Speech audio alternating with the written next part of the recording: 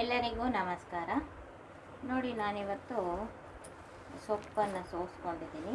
ಇದಕ್ಕೆ ನಾವು ಕಿರುಕ್ಸಾಲ ಸೊಪ್ಪು ಅಂತ ಹೇಳ್ತೀವಿ. ದೊಡ್ಡ ಕಟ್ಕೊಂಡು ಬಂದಿರ್ತಾರೆ. ಒಂದು 10 ರೂಪಾಯಿ ಕೊಟ್ಟರು ಒಂದು ಕಟ್ಟು ಕೊಡ್ತಾರೆ. ಇದು ಒಂದು ಕಟ್ಟಲ್ಲಿ ಒಂದು ನೋಡಿ ಚಿಕ್ಕ ಮರದ ತುಂಬ ಆಗಿದೆ. ಇದರಲ್ಲಿ ನಾನು ಈ ಥರ ಬೇರು ಎಲ್ಲ ತೆಕ್ಕೊಂಡಿದ್ದೀನಿ, ಸೋಸಿ ಇಟ್ಕೊಂಡಿದ್ದೀನಿ ಮುರಿದು. ತೀರ ನೀರು ಹಾಕಿದ್ದು ಮಾತ್ರ ಒಂದು ಸ್ವಲ್ಪ ಈ ರೀತಿ ಆಗಿರುತ್ತೆ, ಅದನ್ನು ತೆಗೆದುಬಿಡ್ಬೇಕು. ನಾನಿವತ್ತು ಪಲ್ಯ ಮಾಡ್ತಾಯಿದ್ದೀನಿ, ಸೊಪ್ಪಿನ ಪಲ್ಯ ಮಾಡ್ತಾಯಿದ್ದೀನಿ. ಇದರಲ್ಲಿ ಬೇಯಿಸಿ ಬಸ್ದು ರಸ ತೆಕ್ಕೊಂಡು ಏನು ಮಾಡೋದಿಲ್ಲ, ಹಾಗೆ ಡೈರೆಕ್ಟ್ ಪಲ್ಯ ಮಾಡ್ತಾಯಿದ್ದೀನಿ. ಇದು ಕೂಡ ತುಂಬ ಚೆನ್ನಾಗಿರುತ್ತೆ. ನೋಡಿ ಎಷ್ಟು ಚೆನ್ನಾಗಿದೆ, ಸೊಪ್ಪು ಸಖತ್ತಾಗಿದೆ. ಇವತ್ತು ಸೊಪ್ಪಿನ ಪಲ್ಯ ಹೇಗೆ ಮಾಡೋದು ಅಂತ ತೋರಿಸ್ತಾ ಇದ್ದೀನಿ. ಇಷ್ಟಿಷ್ಟು ಸೋಸ್ಕೊಂಡಿದ್ದೀನಲ್ಲ ನೋಡಿ, ಇದು ಎಳೆ ದಂಟಿರುತ್ತೆ, ಮುರ್ಕೊಳ್ಳುತ್ತೆ. ಹಾಗೆ ಅದಕ್ಕೋಸ್ಕರ ದಂಟಿನ ಸಮೇತ ಹಾಕಿದ್ದೀನಿ. ತುಂಬ ಹಿಂದಿನ ದಪ್ಪನೇ ದಂಟೆಲ್ಲ ತೆಗೆದುಬಿಟ್ಟಿದ್ದೀನಿ. ಈಗ ನೋಡಿ ಈ ಥರ ಸೋಸ್ಕೊಂಡಿದ್ದೀನಿ. ನೋಡಿ ಇಷ್ಟು ದಪ್ಪ ಇದ್ದರೆ ಒಂದೊಂದ್ಸಲ ತೆಗಿಬೋದು. ಇನ್ನೆಲ್ಲ ಚೆನ್ನಾಗೇ ಇದೆ. ನೋಡಿ ಈ ಥರ ಈಗ ತೊಳ್ಕೊಂಬಿಟ್ಟು ಆ ನಂತರ ಹೆಚ್ಕೋತಾ ಇದ್ದೀನಿ. ಹೆಚ್ಚಾದಮೇಲೆ ಏನು ತೊಳೆಯೋದಿಲ್ಲ. ನೋಡಿ ಇಷ್ಟಿಷ್ಟು ದಪ್ಪ ದಂಟು ಮಾತ್ರ ತೆಗೆದುಬಿಟ್ಟು ಇನ್ನು ಮಿಕ್ಕಿದ್ದೆಲ್ಲ ಈಗ ಫಸ್ಟು ತೊಳ್ಕೊಂಬಿಟ್ಟು ಹೆಚ್ಕೋತಾ ಇದ್ದೀನಿ. ಸಖತ್ತಾಗಿರುತ್ತೆ ಪಲ್ಯ. ಇದಕ್ಕೆ ಹಸಿ ತೆಂಗಿನಕಾಯಿ ಹಾಕಬೇಕು. ಎಲ್ಲ ನೆಕ್ಸ್ಟ್ ಇಂಗ್ರೀಡಿಯೆಂಟ್ಸ್ ಏನೇನು ಇಟ್ಕೋಬೇಕು ಈ ಸೊಪ್ಪು ಹೆಚ್ಚಾದಮೇಲೆ ಅಂತ ತೋರಿಸ್ತೀನಿ. ನೋಡಿ ದಂಡು ಸಮೇತ ಇಷ್ಟಿಷ್ಟುದ್ದ ಒಂದು ಅರ್ಧ ಇಂಚಿಗೆ ಸೊಪ್ಪನ್ನು ಹೆಚ್ಕೊಂಡು ರೆಡಿ ಮಾಡ್ಕೊಳ್ತೀನಿ. ನೋಡಿ ತೊಳೆದು ಸೋರು ಹಾಕ್ಕೊಂಡಿದ್ದೀನಿ. ಸೊಪ್ಪಿನಲ್ಲಿ ನೀರಿನ ಅಂಶ ಜಾಸ್ತಿ ಇರಲ್ಲ, ನೀರೆಲ್ಲ ಸೋರ್ಕೊಂಡಿದೆ. ಈಗ ನೋಡಿ ಒಂದು ತೆಂಗಿನಕಾಯಿ ಹೊಡ್ಕೊಂಡಿದ್ದೀನಿ. ನೋಡಿ ದಳ ಎಷ್ಟು ಚೆನ್ನಾಗಿದೆ, ಹಣ್ಣುಗಾಯಿ ಸಖತ್ತಾಗಿದೆ. ನೀರಿತ್ತು ಇದರಲ್ಲಿ, ಎಷ್ಟು ಸ್ವೀಟಾಗಿತ್ತು ಗೊತ್ತಾ. ಇದರಲ್ಲಿ ಒಂದು ಅರ್ಧ ಹೋಳು ತೆಂಗಿನಕಾಯಿ, ಒಂದು ಸ್ವಲ್ಪ ಜಾಸ್ತಿನೇ ಹಾಕಬೇಕು ಈ ಸೊಪ್ಪಿನ ಪಲ್ಯಕ್ಕೆ, ತುಂಬ ರುಚಿಯಾಗಿರುತ್ತೆ. ಇದರಲ್ಲಿ ಒಂದು ಅರ್ಧ ಹೋಳು ತೆಂಗಿನಕಾಯಿ ತುರ್ಕೊಳ್ತೀನಿ. ನೋಡಿ ಸೊಪ್ಪಷ್ಟನ್ನು ಹೆಚ್ಚಿಟ್ಕೊಂಡಿದ್ದೀನಿ, ಒಂದು ತಟ್ಟೆ ತುಂಬ ಆಗಿದೆ. ಈಗ ನೆಕ್ಸ್ಟು ನೋಡಿ ಈರುಳ್ಳಿ, ಹಸಿರು ಮೆಣಸಿನ್ಕಾಯಿ ಮತ್ತು ಒಂದು ದಪ್ಪ ಮೆಣಸಿನ್ಕಾಯಿ ಅಂದರೆ ಕ್ಯಾಪ್ಸಿಕಮ್ಮು ಹೆಚ್ಕೊಂಡಿದ್ದೀನಿ. ಇದನ್ನು ಕೂಡ ಸಣ್ಣದಾಗಿ ಹೆಚ್ಕೊಂಡಿದ್ದೀನಿ. ಒಂದು ಚಿಕ್ಕದು 2 ಬೆಳ್ಳುಳ್ಳಿನ ಸಿಪ್ಪೆ ಸುಲಿದು ಈ ರೀತಿ ಹೆಚ್ಚಿಟ್ಕೊಂಡಿದ್ದೀನಿ. 2 ಈರುಳ್ಳಿ ಹೆಚ್ಚಿಟ್ಕೊಂಡಿದ್ದೀನಿ. ನೋಡಿ ಒಂದು ಸ್ವಲ್ಪ ಕೊತ್ತಂಬರಿ ಸೊಪ್ಪು, ನಾನು ತೋರಿಸಿದ್ನಲ್ಲ ತೆಂಗಿನಕಾಯಿ, ಅದರಲ್ಲಿ ಅರ್ಧ ಹೋಳು ತೆಂಗಿನಕಾಯಿನ ಹೆಚ್ಚಿಟ್ಕೊಂಡಿದ್ದೀನಿ. ಇದ್ರ ಜೊತೆಗೆ ಲೈಟಾಗಿ ಒಗ್ಗರಣೆ ಮಾಡಬೇಕು. ಸೊಪ್ಪಿನ ಪಲ್ಯ ಮಾಡ್ಬೇಕಾದ್ರೆ ಎಲ್ಲ ಸ್ಟ್ರಾಂಗಾಗಿ ಹಾಕಬಾರ್ದು. ಅದಕ್ಕೆ ನೋಡಿ ಒಂದು ಅರ್ಧ ಚಮಚ ಸಾಸಿವೆ ತೊಗೊಂಡಿದ್ದೀನಿ, 1/4 ಚಮಚದಷ್ಟು ಉದ್ದಿನಬೇಳೆ ತೊಗೊಂಡಿದ್ದೀನಿ. ಕಡಲೆಬೇಳೆ ಹಾಕೋದು ಬೇಡ, ಯಾಕೆಂದರೆ ನಾವು ಇದನ್ನು ಪಲ್ಯ ಥರ ಮಾಡೋದು. ಚಪಾತಿಗೆ ಎಲ್ಲ ತಿನ್ಬೇಕಾದ್ರೆ ಕಟುಂಬ ಅಂತ ಸಿಕ್ಕರೆ ಚೆನ್ನಾಗಿರಲ್ಲ. ಅದಕ್ಕೋಸ್ಕರ 1/4 ಚಮಚದಷ್ಟು ಜೀರಿಗೆ ತೊಗೊಂಡಿದ್ದೀನಿ. ಕರಿಬೇವು 1-2 ಎಸಳು ತೊಗೊಂಡಿದ್ದೀನಿ. ಇದರಲ್ಲಿ ಒಂದು 4 ಒಣಮೆಣಸಿನ್ಕಾಯಿ ಇದೆ, ದಪ್ಪ ಚಿಲ್ಲಿ ಫ್ಲೇಕ್ಸ್ ಥರ ಮುರ್ಕೊಂಡಿದ್ದೀನಿ. ಈ ಬೀಜಗಳು ಇದರೊಳಗಡೆ ಇರುತ್ತೆ. ಈಗ ನಾನು ಖಾರಕ್ಕೋಸ್ಕರ ಹಸಿರು ಮೆಣಸಿನ್ಕಾಯಿ ಇಷ್ಟು ಹಾಕ್ತಾ ಇದ್ದೀನಿ.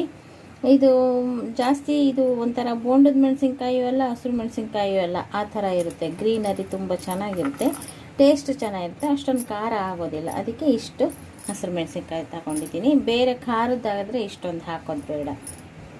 ಈಗ ಒಗ್ಗರಣೆ ಹಾಕೋಣ. ನೋಡಿ ಗ್ಯಾಸ್ ಮೇಲೆ ಒಂದು ಮಣ್ಣಿನ ಪಾತ್ರೆ ಇಟ್ಟಿದ್ದೀನಿ. ಇದರಲ್ಲಿ ಒಂದು 2-2.5 ಸ್ಪೂನಷ್ಟು ಎಣ್ಣೆ ಹಾಕಿದ್ದೀನಿ. ನೋಡಿ ಇವಾಗ ಎಣ್ಣೆ ಕಾದಿದೆ, ಅಷ್ಟನ್ನು ಒಟ್ಟಿಗೆ ಹಾಕ್ತಾ ಇದ್ದೀನಿ. ಎಣ್ಣೆ ಚೆನ್ನಾಗಿ ಕಾದಿರೋದ್ರಿಂದ ಎಲ್ಲ ಬೇಗ ಆಗುತ್ತೆ.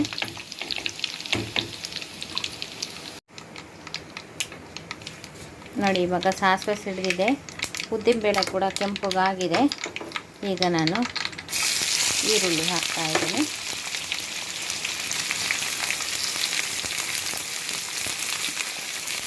ಇದನ್ನು ಒಂದು ಸ್ವಲ್ಪ ಮಾಗಿಸ್ಕೊಳ್ಳೋಣ.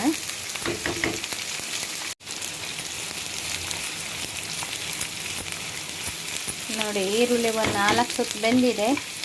ಈಗ ನಾನು ಚಿಕ್ಕದಾಗಿ ಹೆಚ್ಕೊಂಡಿರೋಂಥ ಬೆಳ್ಳುಳ್ಳಿನೂ ಹಾಕ್ತಾ ಇದ್ದೀನಿ. ಬೆಳ್ಳುಳ್ಳಿ ದಪ್ಪ ಇದ್ದರೆ ಫಸ್ಟೇ ಬೆಳ್ಳುಳ್ಳಿ ಹಾಕಿ ಆಮೇಲೆ ಈರುಳ್ಳಿ ಹಾಕಿ. ನಾನು ಇವಾಗ ಸಣ್ಣದಾಗಿ ಹೆಚ್ಕೊಂಡಿದ್ದೀನಿ ಬೆಳ್ಳುಳ್ಳಿನ.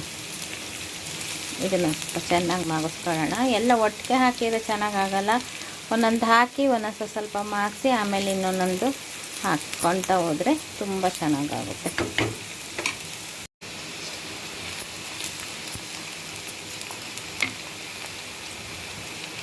ನೋಡಿ ಒಂದು ಸ್ವಲ್ಪ ಕೆಂಪುಗಾಗಿದೆ ಈರುಳ್ಳಿ. ಈಗ ನಾನು ಹಸಿರು ಮೆಣಸಿನ್ಕಾಯಿ ಹಾಕ್ತಾಯಿದ್ದೀನಿ.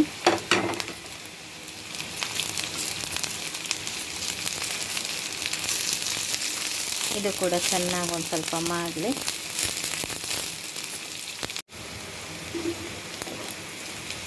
ನೋಡಿ ಮೆಣಸಿನ್ಕಾಯಿ ಕೂಡ ಒಂದು ಸ್ವಲ್ಪ ಬೆಂದಿದೆ. ಈಗ ನಾನು ದಪ್ಪ ಮೆಣಸಿನ್ಕಾಯಿ ಹಾಕ್ತಾ ಇದ್ದೀನಿ. ಎಲ್ಲವುದು ಒಂದು ಸ್ವಲ್ಪ ಚೆನ್ನಾಗಿ ಬೆಂದರೆ ಚೆನ್ನಾಗಿರುತ್ತೆ, ಆದರೆ ದಪ್ಪ ಮೆಣಸಿನ್ಕಾಯಿ ಒಂದು ಸ್ವಲ್ಪ ಲಾಸ್ಟಿಗೆ ಹಾಕ್ತಾ ಇದ್ದೀನಿ. ನೋಡಿ ಒಂದು ಸ್ವಲ್ಪ ಕ್ರಂಚಿ ಇದ್ದರೂ ಪರವಾಗಿಲ್ಲ, ನಡೆಯುತ್ತೆ. ಇದು ಒಂದು ಸ್ವಲ್ಪ ಮಾಡಲಿ. ನೋಡಿ ಇವಾಗ ಎಲ್ಲ ಹದವಾಗಿದೆ. ನೋಡಿ ಎಣ್ಣೆ ಬಿಡ್ತಾ ಇದೆ. ಈಗ ನಾನು ನೋಡಿ ಈಗ ತೊಳೆದು ಹೆಚ್ಚಿ ಇಟ್ಕೊಂಡಿದ್ದಂಥ ಸೊಪ್ಪನ್ನು ಹಾಕ್ತಾಯಿದ್ದೀನಿ.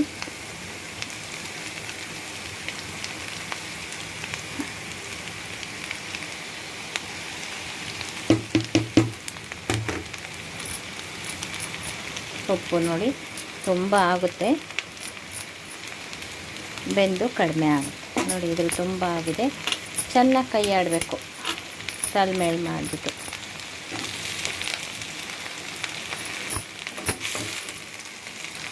ನೋಡಿ ಈ ಥರ. ಇದರಲ್ಲಿ ಒಂದು ಸ್ವಲ್ಪ ನೀರಿನಂಶ ಇರಲ್ಲ, ತೊಳೆದಿರೋದಲ್ಲ, ಸ್ವಲ್ಪ ನೀರಿನಂಶ ಇರುತ್ತೆ. ಚೆನ್ನಾಗಿ ಮಾಡ್ಕೊಳುತ್ತೆ.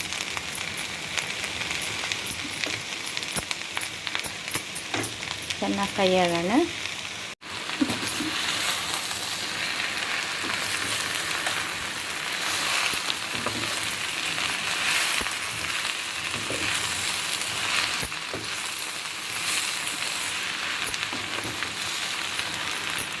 ನೋಡಿ ಕಲರ್ ಕೂಡ ಚೇಂಜ್ ಆಗುತ್ತೆ, ಕಡಿಮೆ ಕೂಡ ಆಗುತ್ತೆ.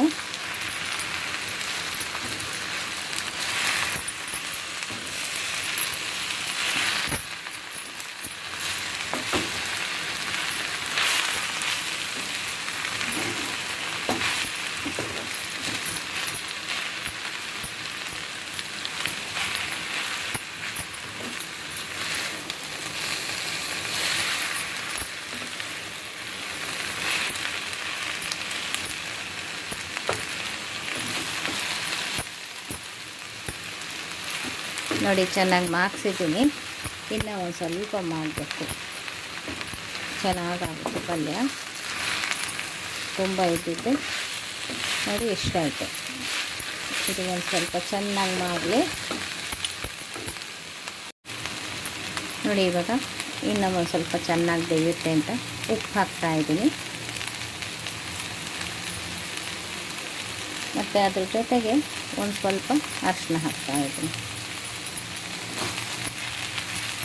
ಅರಿಶಿನ ಹಾಕಿದರೆ ಹಾಕ್ಬೋದು, ಇಲ್ಲ ಅಂದರೆ ಇಲ್ಲ. ಹಸಿರು ಕಲರ್ ಇದ್ರೂ ಚೆನ್ನಾಗಿರುತ್ತೆ.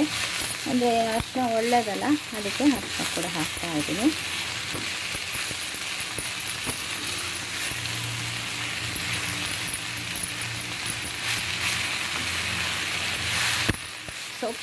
ಸೊಪ್ಪಲ್ಲಿರೋದೇ ಒಂದು ಸ್ವಲ್ಪ ಒಂದೊಂದು ಹನಿ ನೀರು ಇರುತ್ತಲ್ಲ, ಅದೇ ಸಾಕಾಗುತ್ತೆ. ಮತ್ತು ನೀರು ಗಿರಿ ಏನು ಹಾಕೋದು ಬೇಡ. ಆಮೇಲೆ ಜಾಸ್ತಿ ನೀರ್ನಂಗೆ ಮಾಡಿದರೆ ಚೆನ್ನಾಗಿರೋದಿಲ್ಲ. ಚೆನ್ನಾಗಾಗಿದೆ ನೋಡಿ, ಇವಾಗ ಸಖತ್ತಾಗಿದೆ.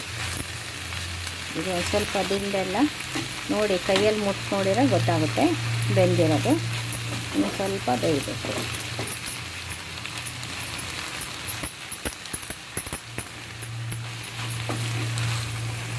ಇವಾಗ ಸಣ್ಣ ಉರಿ ಮಾಡ್ಕೊಂಡಿದ್ದೀನಿ.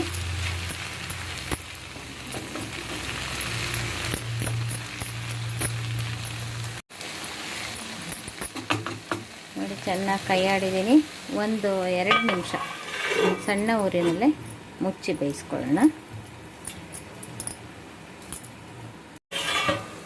ನೋಡಿ 2 ನಿಮಿಷ ಆಗಿದೆ.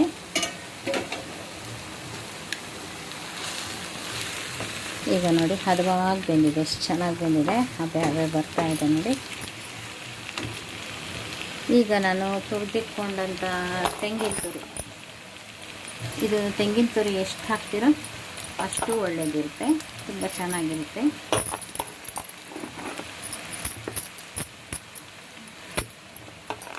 ಅದ್ರ ಇದ್ರ ಜೊತೆಗೆ ತೆಂಗಿನ ತುರಿ ಜೊತೆಗೆ ಕೊತ್ತಂಬರಿ ಸೊಪ್ಪು ನೋಡಿ ನಿಮಗೆ ಎಷ್ಟಿರುತ್ತೋ ಅಷ್ಟು ಹಾಕಿ ಚೆನ್ನಾಗಿರುತ್ತೆ.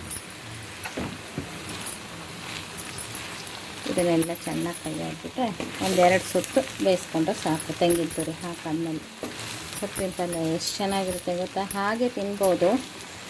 ಸೊಪ್ಪು ಜಾಸ್ತಿ ಇದ್ದಾಗ ಇದು ಸೈಡ್ ಡಿಶ್ ಆಗು ತಿನ್ಬೋದು. ಚಪಾತಿಗಂತೂ ಸಖತ್ತಾಗಿರುತ್ತೆ. ಅಕ್ಕಿ ರೊಟ್ಟಿಗೂ ಸಖತ್ತಾಗಿರುತ್ತೆ. ತುಂಬ ಚೆನ್ನಾಗಿರೋವಂಥ ಪಲ್ಯ ತೋರಿಸಿದ್ದೀನಿ. ಸೊಪ್ಪಿನ ಪಲ್ಯ ದಿಢೀರಂತ ಮಾಡ್ಬೋದು. ನೋಡಿ ಎಷ್ಟು ಚೆನ್ನಾಗಿದೆ ಸೊಪ್ಪಿನ ಪಲ್ಯ. ಇದರ ಅನುಕೂಲ ಕೂಡ ಪಡ್ಕೊಳ್ತೀರಾ ಅಂತ ನಾನು ಈ ವಿಡಿಯೋ ಮಾಡಿ ತೋರಿಸಿದ್ದೀನಿ. ಈ ವಿಡಿಯೋ ನಿಮಗೂ ಇಷ್ಟ ಆಗಿದ್ದರೆ ಲೈಕ್ ಮಾಡಿ, ಶೇರ್ ಮಾಡಿ ಮತ್ತು ನಮ್ಮ ಚಾನಲ್ಗೆ ಇದುವರೆಗೂ ಸಬ್ಸ್ಕ್ರೈಬ್ ಆಗಿಲ್ಲ ಅಂದರೆ ಈ ಕ್ಷಣದಿಂದ ಸಬ್ಸ್ಕ್ರೈಬ್ ಆದರೆ ನಿಮ್ಮ ದಿನನಿತ್ಯದ ಅನುಕೂಲಕ್ಕೆ ಬರುವಂತಹ ವಿಡಿಯೋಗಳನ್ನು ನಾನು ಮಾಡ್ತಾ ಇರ್ತೀನಿ. Thank you for watching.